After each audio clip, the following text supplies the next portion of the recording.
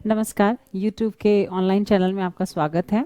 और यूरेका के आज ऑनलाइन चैनल में मैं आपको हिंदी शिक्षा शास्त्र के बारे में कुछ बताऊंगी। वैसे हिंदी शिक्षा शास्त्र की अगर बात करते हैं तो अगर हिंदी सीटेट की बात करें तो उसमें 30 नंबर का आता है, सबको पता होगा आप लोगों को। और जो ये हिंदी है 30 नंबर के अंतर्गत, हिंदी जो 30 नंबर की बात करते हैं, इसको मैं थोड़ा सा एक बार आपको क्लियर कर दे रही हूँ कि 30 मार्क्स के अंदर क्या क्या चीज़ें आएंगी और शिक्षा शास्त्र कैसे क्या है, फिर थोड़ा सा मैं उसको इंट्रोडक्ट कर दूंगी आपको, ठीक है। तो हम लोग आज सीटेट के हिंदी शिक्षा शास्त्र के बारे में भी पढ़ेंगे, प्लस थोड़ा सा मैं आपको सिलेबस के बारे में भी इंट्रोडक्ट कर दे रही हूँ। जो नए बच्चे हमारे साथ जुड़े हैं, जिनको ये नहीं पता कि सीटेट का सिलेबस क्या होता है या सीटेट किस तरीके से हिंदी में क्या क्या क्वेश्चन पूछे जाते हैं, तो उनके बारे में थोड़ा सा मैं आपको डिटेल बताती हूँ। इसमें सबसे पहले हम लोग ये जान लेते हैं कि हिंदी की बात करते हैं तो हिंदी सीटेट में 30 नंबर की आती है। टोटल मार्क्स जो है हमारे पास 30 मार्क्स होते हैं, तो हिंदी जो है 30 नंबर की आएगी।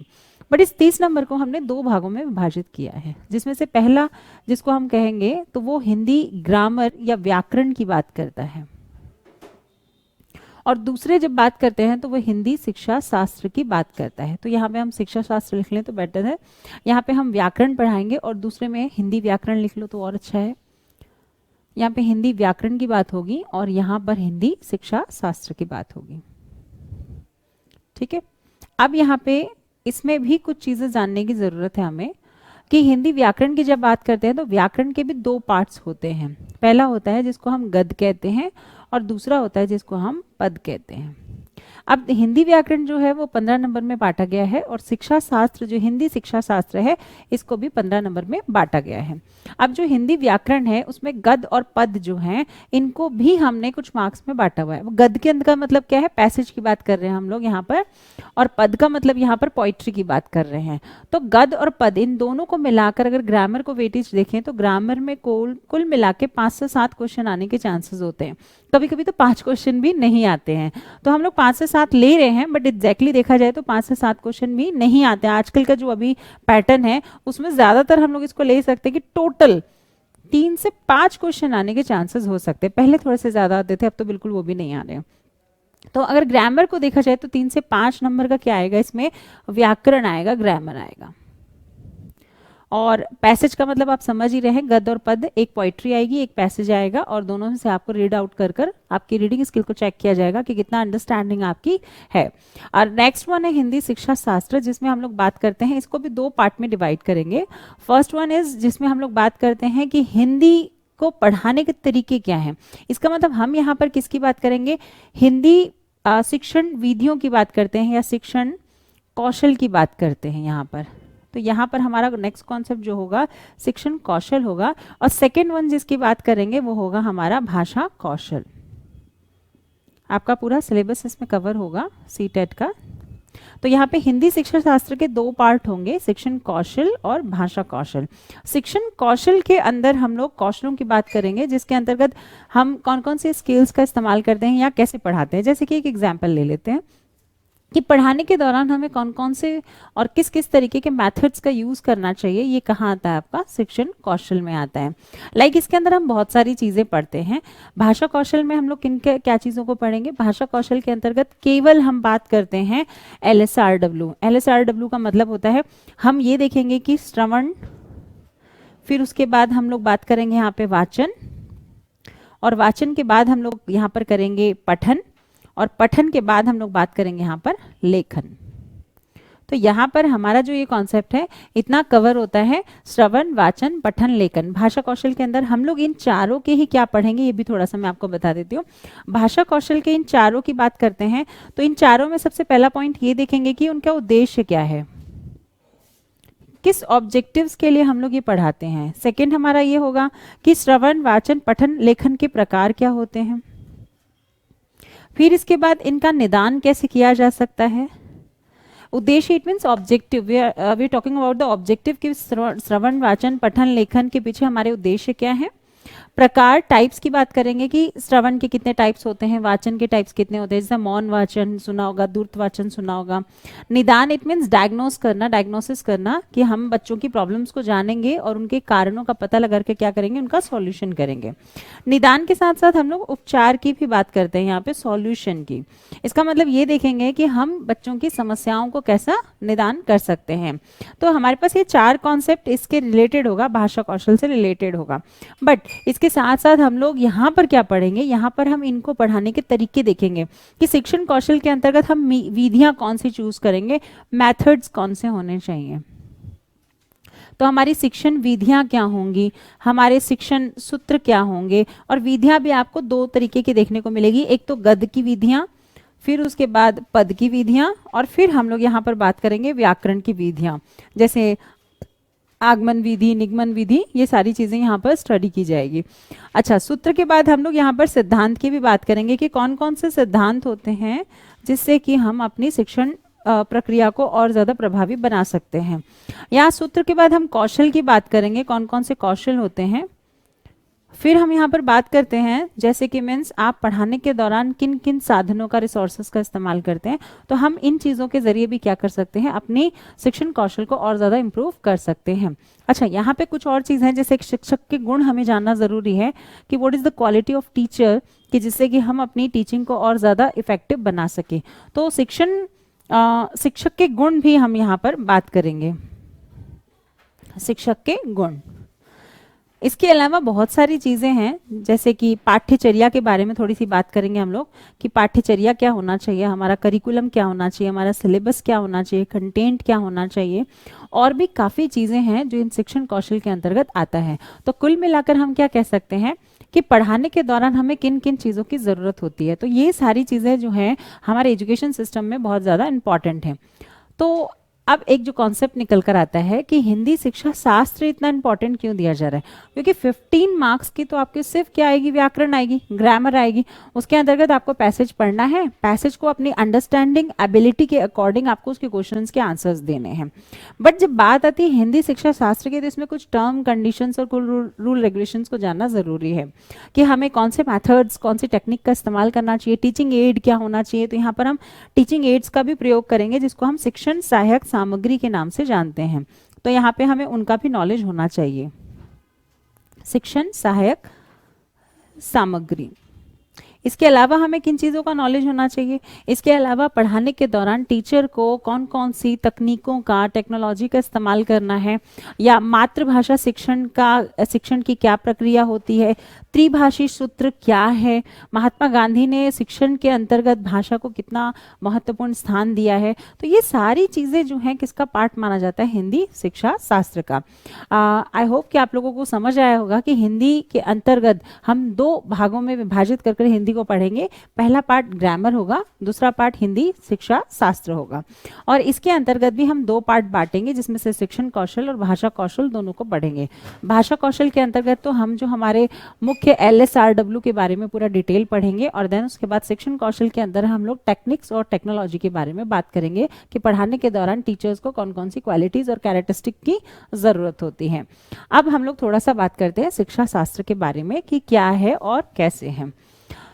जब मैं आपको क्लास स्टार्ट होगी तो मैं आपको उस ड्यूरेशन में आपको ये सारे पॉइंट्स बताऊंगी कि कौन कौन सा हिंदी ग्रामर के अंदर कौन कौन से टॉपिक आएंगे और महत्वपूर्ण विषय कौन कौन से हैं, इसके अंदर कंटेंट कौन कौन से हैं जो कि ज़्यादा हमें ध्यान देकर करने हैं। थोड़ा सा हिंदी भाषा की व्याख्या करते हुए मैं बताती हूँ शिक्षा शास्त्र के बारे में सीटेट के लिए। जब शिक्षा शास्त्र की बात करते हैं तो शिक्षा शास्त्र के अंतर्गत एक बहुत इंपॉर्टेंट पॉइंट आता है जिसको हम कहते हैं टीचिंग, शिक्षण।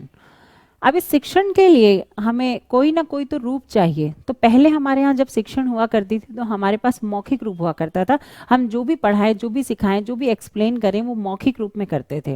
बट उस मौखिक को धीरे धीरे लिखित रूप में परिवर्तित कर दिया गया। पहले गुरुकुल प्रणाली होती थी, गुरुकुल के अंतर्गत शिक्षक मौखिक रूप में व्याख्या करते थे और सभी बच्चे उसका पुनः उच्चारण करते थे या पुनरुक्ति कर कर क्या करते थे, उसको सीखते थे।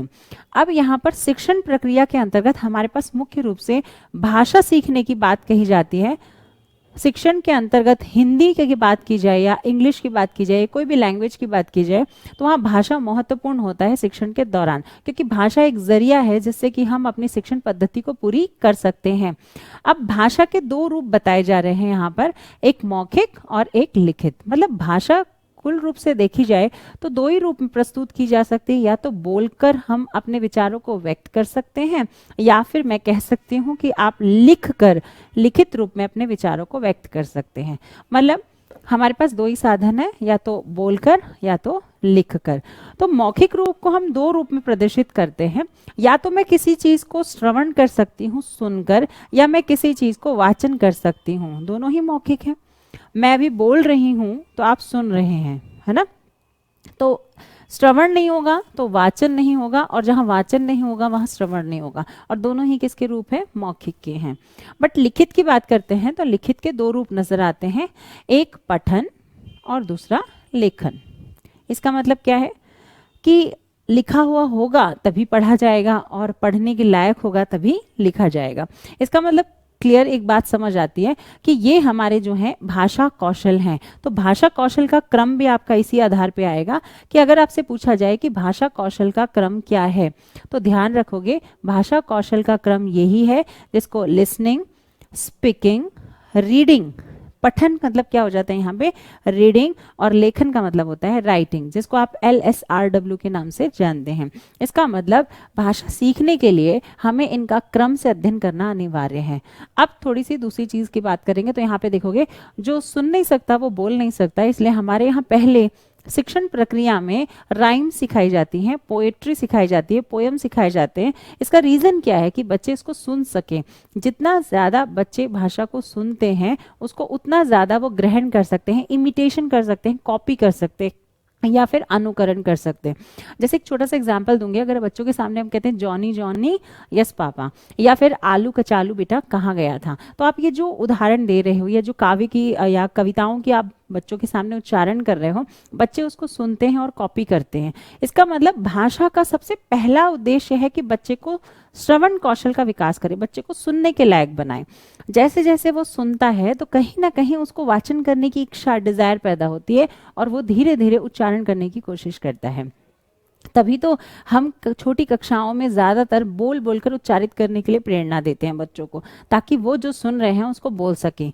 जब वो श्रवण और वाचन दोनों प्रक्रिया में सक्षम हो जाते हैं, एबल हो जाते हैं, उनमें एक अच्छी सी काबिलियत आ जाती है, तब हम उन्हें किसकी तरफ लेके जाते हैं, पठन की तरफ लेके जाते हैं। और जब बच्चा पढ़ना सीख जाता है तब उसे धीरे धीरे हम लेखन की तरफ लेके जाते हैं। तो हमारा भाषा सिखाने का जो क्रम है वो यही है, LSRW। अब दूसरा कॉन्सेप्ट इसमें एक और निकल कर आता है कि श्रवण और वाचन जो है ये दोनों प्रक्रिया अगर बात करें तो ये दोनों ही श्रव्यात्मक हैं। इसमें किसी भी रूप को हम लिखित रूप में प्रदर्शित नहीं कर सकते। चाहे मैं सुनूं चाहे मैं बोलूं, दोनों ही क्या है, श्रव्यात्मक है। पर अगर बात करती हूँ पठन और लेखन इन दोनों की, तो ये श्रव्यात्मक नहीं है, ये दृश्यात्मक है। दृश्यात्मक क्यों बोल रही हूं मैं, क्योंकि इन्हें हम देख सकते हैं और इन्हें हम सुन सकते हैं या फिर हम बोल सकते हैं। अच्छा, जो श्रव्यात्मक है वो कितनी देर तक आपके दिमाग में स्टोर होगा। जैसे मान लो अगर भी मैं आपको चीजें बोल रही हूँ और ना मान लो लिखने ना दूं मैं आपको, कितने देर तक याद रहेगा, आपके शॉर्ट टर्म मेमोरी में थोड़ी देर तक के लिए रहेगा, बट ये लॉन्ग टर्म में कन्वर्ट नहीं होगा। तो आपकी स्मृति में लंबे समय तक स्टोर हो, इसलिए मुझे कोई ना कोई ऐसा साधन या ऐसा जरिया उत्पन्न करना पड़ेगा या प्रयोग करना पड़ेगा जिससे कि आपको ये चीजें सुनी हुई आपके दिमाग में स्टोर हो जाए।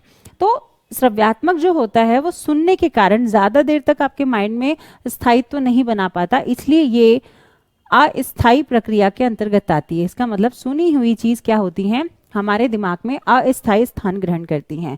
बट इसे अब मुझे स्थायी रूप देना है तो मैं दो दृश्य आपको दिखाऊं, जो पिक्चर या कोई भी वीडियो, मॉडल्स या कोई भी एक्स्ट्रा जो भी चार्ट या जिस चीज़ों का इस्तेमाल करूं और आप उन्हें देख रहे हो, तो देखने से आपके दिमाग में वो लंबे समय तक क्या होगा, स्टोर हो जाएगा। तो जो हम देखते हैं, क्योंकि देख जो रहे हैं वो मूर्त होता है, और मूर्त होने के कारण, मूर्त का मतलब कॉन्क्रीट, जो मूर्त है वो लंबे समय तक हमारे दिमाग में क्या हो जाता है, स्थायी रूप ग्रहण कर सकता है। इसीलिए कहा जाता है कि शिक्षा के अंतर्गत दृश्यात्मक सामग्रियों को ज्यादा प्रयोग करना चाहिए। यही रीजन है कि हम छोटी छोटी पिक्चर्स, स्टोरी, मॉडल या कोई भी पोयम या राइम सुना रहे तो हम उसके बगल में छोटी छोटी पिक्चर्स लगा देते हैं। क्यों लगा रहे हैं हम पिक्चर्स? ताकि बच्चों को वो चीज़ देखने में अट्रैक्टिव हो और साथ के साथ उसको उसको पढ़ने और सुनने में भी इंटरेस्ट क्रिएट हो सके। तो यहाँ पर हम दृश्यात्मक सामग्रियों का प्रयोग इसलिए करते हैं ताकि बच्चों की रुचि उत्पन्न हो सके पढ़ने के लिए। अच्छा, दूसरी चीज एक और देखोगे, जब श्रव्यात्मक अस्थाई है, इसका मतलब हमारे बच्चों में ये एक साधन के रूप में प्रयोग तो जरूर किया जा सकता है, बट ये उद्देश्य नहीं है, ये हमारा मेन लक्ष्य नहीं है, ये तो सिर्फ एक साधन, एक रिसोर्सेज है जिसके जरिए हमें पहुंचाना कहाँ है, यहाँ। इसका मतलब हम कुछ चीजें जो हैं एक साधन के रूप में ग्रहण करते हैं ताकि हम अपने उद्देश्य की प्राप्ति कर सकें। अब इसे स्थायी रूप देने के लिए हम लिपि का प्रयोग करते हैं, और लिपि जो है एक मानक रूप में व्यवस्थित की गई है।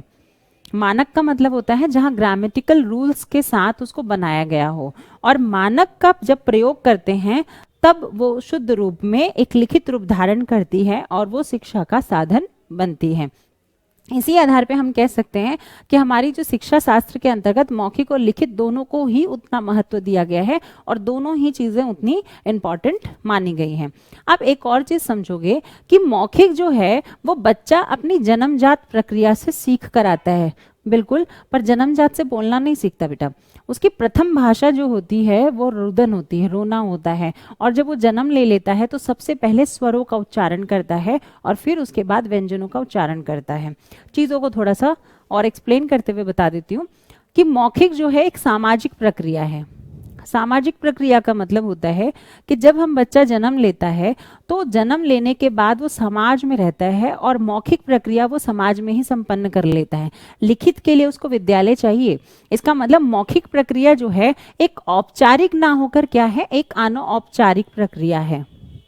अनौपचारिक क्या होता है? इनफॉर्मल, है ना। इसका मतलब हमें इसके लिए कोई सिस्टमैटिक रूल्स की जरूरत नहीं है, सिचुएशन की जरूरत नहीं है। It's depend on the environment only. आप जैसे इन्वायरमेंट में रहते हो आप वैसी लैंग्वेजेस बोलने और सुनने लग जाते हो। इसका मतलब क्या है कि मौखिक प्रक्रिया पहली बात तो सामाजिक प्रक्रिया में संपन्न होती है, समाज में संपन्न होती है। दूसरा, ये अनौपचारिक होती है, इसमें व्याकरण की जरूरत नहीं होती। बट ऐसा नहीं कि बच्चा व्याकरण का प्रयोग नहीं करता।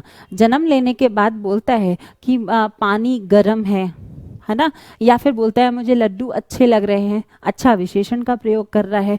मैं खाना खाऊंगा तो मैं सर्वनाम का प्रयोग कर रहा है, या फिर मुझे नींद आ रही है तो ये इस तरीके के प्रयोग, काल का भी प्रयोग कर रहा है। मैं गया था या गया हूं, तो इसका मतलब बच्चा जन्म लेने के बाद काल का भी प्रयोग करता है, विशेषण का भी प्रयोग कर रहा है, संज्ञा और संधि सर्वनाम सबका प्रयोग कर रहा है, परंतु उसे बोध नहीं है कि वो क्या है। उसके बोध को कराने के लिए हम उसे किसका परिचय देते हैं? लिखित रूप का परिचय देते हैं।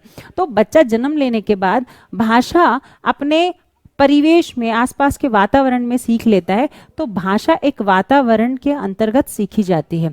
तो यहाँ पे कह सकते हैं कि इन्वायरमेंटल है और ये वातावरण पर बेस्ड है।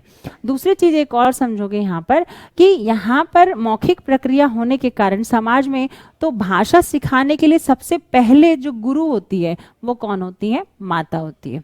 इसका मतलब लैंग्वेज के लिए हम ये नहीं कहेंगे कि पहली शिक्षिका कोई अध्यापिका ही होगी।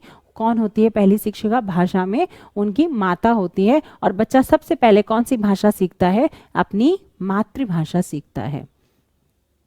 जबकि हम बात करते हैं लिखित की, तो ये जो है एक सामाजिक परिवेश में नहीं होता, एक विद्यालय परिवेश में होता है।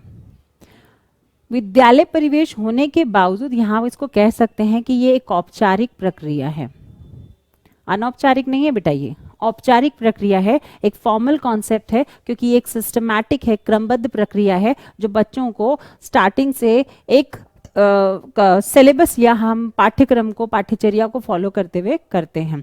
इसके लिए हमें एक पाठ्यचर्या की जरूरत होती है, एक पाठ्यक्रम की जरूरत होती है, एक शिक्षक की जरूरत होती है, और प्लस यहाँ पे बात करें तो विधियों की भी जरूरत होती है। विधियां होना जरूरी है। इसका मतलब कह सकते हैं, और यहाँ पे सबसे जो मुद्दा आता है कि यहाँ व्याकरण की जरूरत होती है।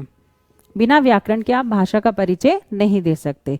तो एक सिंपल सा कॉन्सेप्ट जो आपको समझ आया होगा कि भाषा के सीखने के लिए हमें दो तरीके की प्रक्रिया का इस्तेमाल कर रहे हैं, एक अनौपचारिक और एक औपचारिक। अनौपचारिक प्रक्रिया बच्चा सामाजिक परिवेश में, अपने वातावरण में, अपने परिवार में अपनी माता के द्वारा मातृभाषा सीखता है और धीरे धीरे धीरे वो व्याकरण को ग्रहण करता है। कहाँ? विद्यालय के परिवेश में, जो कि एक औपचारिक है, जहाँ एक पाठ्यचर्या, पाठ्यक्रम और शिक्षण विधियों की आवश्यकता पड़ती है। उम्मीद करती हूँ आज की क्लास आप सभी को समझ आई होगी। इससे रिलेटेड कोई भी आपको डाउट है या आप किस तरीके के टॉपिक पढ़ना चाहते हैं, बिल्कुल कमेंट कीजिएगा। सब्सक्राइब करना ना भूलें और लाइक और शेयर ज़रूर करें। नमस्कार।